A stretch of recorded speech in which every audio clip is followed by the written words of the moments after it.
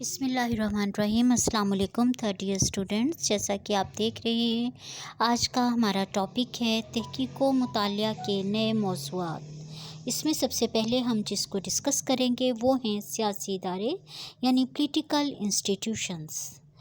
بیشتر علماء سیاسیات نے حکومتوں کے نظام اور ان کے قانونی ڈھانچہ پر تحقیق کا دائرہ کار محدود رکھا، چنانچہ حکومت و ریاست کے متعلق ان کا انداز فکر بھی خاصا محدود تھا، یعنی انہوں نے دستور، قوانین، مجلس قانون ساز، عاملہ، عدلیہ اور انتظامیہ وغیرہ جیسے اداروں کو ہی موضوع بحث بنایا، جبکہ ان کی تشکیل اور کارکردگی پر اثر انداز ہونے والے عوامل اور اداروں کو نظر انداز کر دیا۔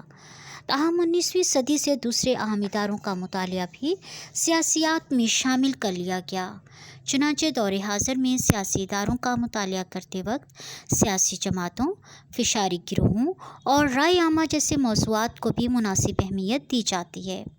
حکومت کے اداروں کی کارکردگی اور پالیسی کو مختصر ذکر اداروں کے رجحانات اور سرگرمیوں کے بغیر نہیں سمجھا جا سکتا۔ Formulation of policy. جدید محققین سیاست نے جب اس بات کا مشاہدہ کیا کہ حکومت کے اداروں میں عملی کارکردگی اور ان کے نظریاتی اصولوں میں بعض اوقات کافی تفاوت موجود ہوتا ہے، تو انہوں نے اپنی تحقیق کا رخ ان عوامل کی طرف موڑ دیا جو حکومت کی پالیسی پر اثر انداز ہوتے ہیں۔ چنانچہ اب ایک طرز حکومت کے اداروں کے ضوابط کا صرف اسی حد تک مطالعہ کرتا ہے جس حد تک ان کا مطالعہ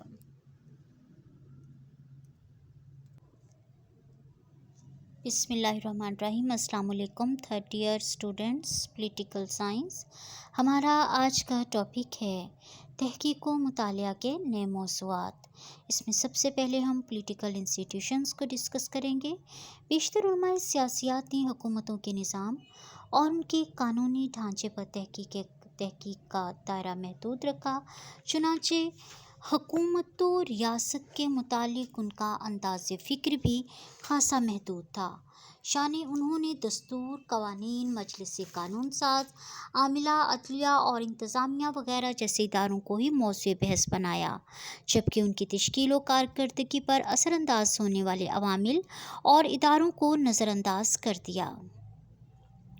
تاہم 19ویں صدی سے دوسرے اہم اداروں کا مطالعہ بھی سیاسیات میں شامل کر لیا گیا ہے، چنانچہ دور حاضر میں سیاسی اداروں کا مطالعہ کرتے وقت سیاسی جماعتوں، فشاری گروہوں اور رائے عامہ جیسے موضوعات کو بھی مناسب اہمیت دی جاتی ہے۔ پالیسی کی تشکیل۔ جدید محققین سیاسیات نے جب اس بات کا مشاہدہ کیا کہ حکومت کے اداروں میں عملی کارکردگی اور ان کے نظریاتی اصولوں میں بعض اوقات کافی تفاوت موجود ہوتا ہے، تو انہوں نے اپنی تحقیق کا رخ ان عوامل کی طرف موڑ دیا جو حکومت کی پالیسی پر اثر انداز ہوتے ہیں۔ چنانچہ اب ایک طرز فکر حکومت کے اداروں کے ضوابط کا صرف اس حد تک مطالعہ کرتا ہے جس حد تک ان کا مطالعہ پالیسی کی تشکیل کو سمجھنے میں معاون ثابت ہوتا ہے، جبکہ پالیسی سازی پر اثر انداز ہونے والے عوامل کو خاص طور پر مد نظر رکھا جاتا ہے۔ مثلاً قانون سازی کی پالیسی کا مطالعہ کرتے وقت اب نہ صرف پارلیمنٹ کے طریقہ کار پر توجہ دی جاتی ہے بلکہ ان سماجی معاشی عوامل کو بھی مد نظر رکھا جاتا ہے جن کے زیر اثر ارکان پارلیمنٹ خاص قسم کے قوانین بناتے ہیں۔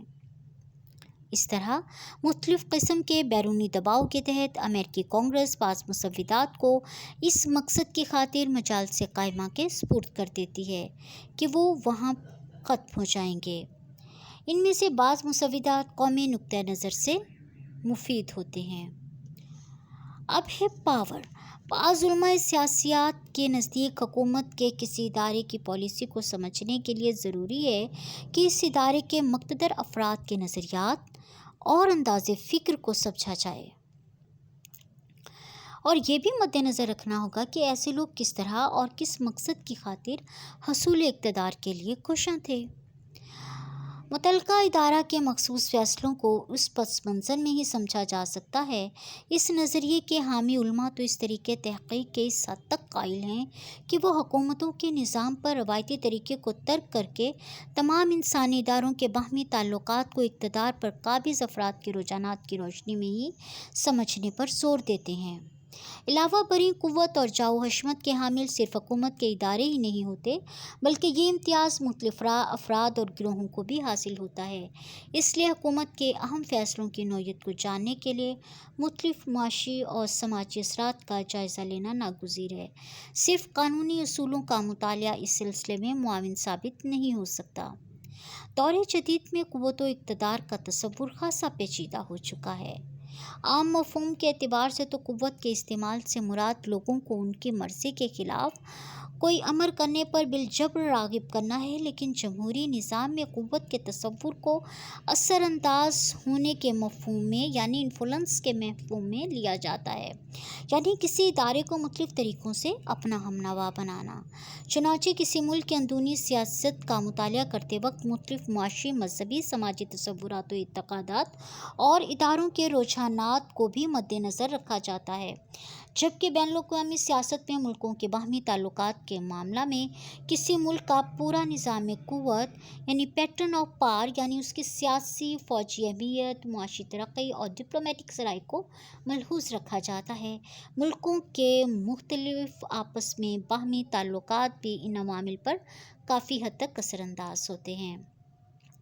کمیونیکیشن اپروچ: سیاسیات کے بعض محققین نے اپنی تحقیق کا رخ نظامی اطلاعات پر مرکوز کیا ہے۔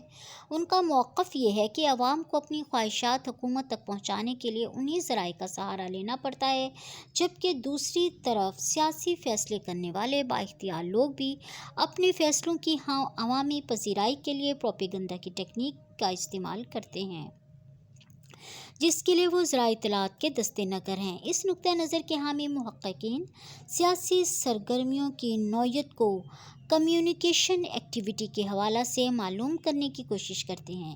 چنانچہ وہ اپنی تحقیق کو ایک نظام کے اندر ذرائع اطلاعات، اس کے عمومی مزاج اور اطلاعاتی قواعد و ضوابط پر مرکوز کرتے ہیں۔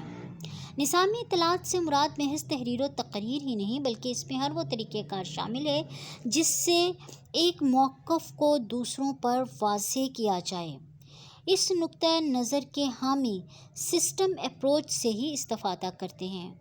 وہ ان موضوعات پر خاص توجہ دیتے ہیں جنہیں ایسٹن نے بیان کیا ہے۔ ایک سیاسی نظام اپنے قواعد و ضوابط اور پالیسی کے اجراء کے فرائض کے سلسلے میں آؤٹ پٹ کیسے ادا کرتا ہے، عوامی رجحانات کیسے معلوم کرتا ہے، یعنی اس نظام کے معلومات حاصل کرنے کے ذرائع و فرائض ان پٹس کیا ہیں، حکومتی پالیسی کے نفاذ کے بعد اس کے ٹیکنیکل نتائج کو کیسے معلوم کیا جاتا ہے یعنی فیڈ بیک کیسے حاصل کیا جاتا ہے۔ سیاسی نظام کے ان تینوں فرائض میں نظامی اطلاعات کو مرکزی حیثیت حاصل ہے۔ پولیٹیکل بیہیویئر: علم سیاسیات کی بعض تصانیف میں سیاسی طرز عمل اور بیہیویئرزم کو ایک ہی مفہوم میں سمجھنے کی غلطی کی جاتی ہے۔ علم سیاسیات کی جدید تصنیف میں چونکہ ان دونوں اصطلاحات کا استعمال اکثر دیکھنے میں آیا ہے، اس لیے ان میں فرق بیان کرنا ضروری ہوتا ہے۔ بیہیویئرزم سے مراد کسی بھی سیاسی مسئلے کا خاص مطالعہ ہے، جبکہ سیاسی طرز کے نقطۂ نظر سے تحقیق کرنے والا متعلقہ سیاسی مسئلہ کے کسی خاص پہلو پر ہی اپنی توجہ مرکوز رکھتا ہے۔ سیاسی نظام کا مطالعہ کرتے وقت اس نظریہ کے حامی نہ صرف شہریوں کے احساسات، رجحانات اور ان کی سرگرمیوں کو ہی مد نظر رکھتے ہیں، بلکہ ان کے مطالعہ میں رائے دہندگان کے رجحانات اور رائے دہی کے عمل سے لے کر مقتدر افراد کی کارکردگی تک شامل ہوتی ہے۔ کسی بھی سیاسی نظریہ یا قانونی تصور کا مختلف قوموں سے تعلق رکھنے والے افراد پر اطلاق ایک جیسے نتائج پیدا نہیں کرتا، بلکہ لوگوں کا طرز عمل اس نظریہ میں بھی تبدیلی لانے کا موجب بن سکتا ہے۔ چنانچہ سیاسی طرز عمل نے سیاسی نظریات کے ارتقاء میں اہم کردار ادا کیا ہے۔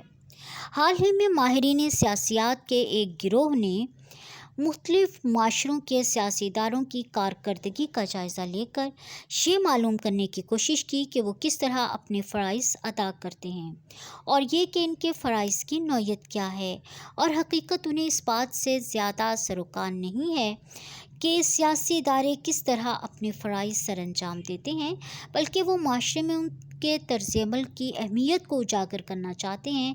انہیں اس بات سے بھی سروکار نہیں کہ کس معاشرے نے انہیں کون سا سیاسی نظام اپنا رکھا ہے۔ ان کے نزدیک اداروں کے چند مثالی فرائض ہیں جو انہیں ہر جگہ اور ہر ماحول میں سر انجام دینا چاہیے۔ اس مکتبہ فکر کے مسلک کے مطابق علم سیاسیات کے محققین کا یہ فرض ہے کہ ایسے مسلمہ فرائض کی نشاندہی کریں جنہیں ہر معاشرے میں سیاسی اداروں کو سر انجام دینا ہوتا ہے۔ واضح بعض ترقی پذیر ممالک میں تو عاملہ اور عدلیہ کے فرائض بھی مختلف نوع اور مخصوص ادارے ادا کرتے ہیں جو کہ مغربی اداروں سے مختلف ہیں۔ یہی وجہ ہے کہ اس نظریہ کے حامیوں نے اداروں کے بجائے پورے نظام کے فرائض پر توجہ دی اور نظام کے فرائض کا ذکر کیا۔ آلمنٹ اور پاول اور ایسٹن اسی زمرے میں آتے ہیں۔ اس موقف کے حامی مصنفین فرائض کو کسی مخصوص ادارہ سے مکمل طور پر منسلک نہیں سمجھتے، بلکہ ان کے خیال میں حالات کے تقاضوں کے مطابق اداروں کے فرائض میں باہمی تبدیلی ہوتی رہتی ہے۔ مثلاً موجودہ دور حکومت میں انتظامی شعبہ کو قانون سازی میں کافی عمل دخل حاصل ہو چکا ہے، لہٰذا تحقیق کا رخ اداروں کی بجائے مخصوص فرائض پر ہوگا۔ ڈیولپمنٹ اپروچ اس نقطہ نظر کے حامی علماء کا موقف ہے کہ ہر معاشرے میں تغیر و تبدل کا عمل جاری رہتا ہے، جبکہ سیاسی اور معاشی ترقی میں اس تبدیلی کی سمت کا تعین کرتی ہے، بلکہ معاشی ترقی تو پورے سماجی تعلقات پر گہرے نقوش مرتب کرتی ہے۔ ان تعلقات میں تبدیلی کے زیر اثر حکومت کے فرائض میں بھی اضافہ ہوتا چلا جاتا ہے، چنانچہ نئے فرائض کی بجا آوری کے لیے نئے ادارے معرض وجود میں آتے ہیں۔ اس نقطہ نظر کے حامیوں کی تحقیقات کا مرکز یہ سوال ہے کہ اس تغیر و تبدل کے نتیجے میں جنم لینے والے نئے حالات اور تقاضوں سے ایک سیاسی نظام کیسے عہدہ برا ہوتا ہے۔ اس مقصد کی خاطر وہ کون سے نئے ادارے قائم کرتا ہے۔ بلا شبہ یہ نظریہ کافی حد تک حقیقت پسندانہ ہے۔